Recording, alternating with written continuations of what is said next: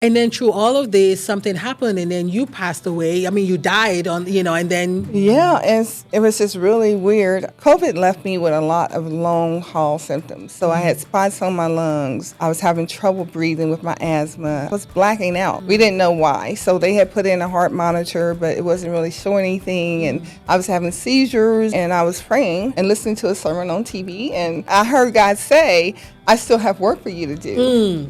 And I said, oh, okay, Lord, well, I'll do it, but, I can't do it like this. And I went on to sleep, and I woke up on the bathroom floor. And I didn't know I had died at the time. Somehow, my daughter got there. She took me to the hospital. And all I remember them saying is cold purple. And then everybody was like running and pulling my arms and sticking you with needles. I couldn't process what was being said. So the words just were like kind of empty meaning. They weren't quite connecting. And these doctors kept coming in, and I'm like, why? Because they told me they were going to put in a pacemaker. And I kept saying, are you doing the surgery? And they're like, no, I'm not doing the surgery.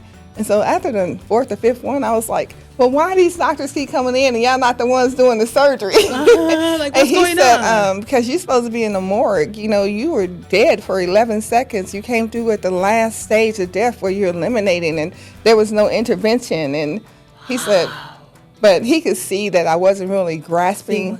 So he went and got a picture of a regular EKG in mine. And I was crazy out of it, but I could see it's a big difference. There was no peaks at the top or the bottom. Wow. Just a little half mound in a line. And I found out later that they wanted me at the hospital then because I was having a whole beat, then a half, and then it would skip, no beat, and then it would.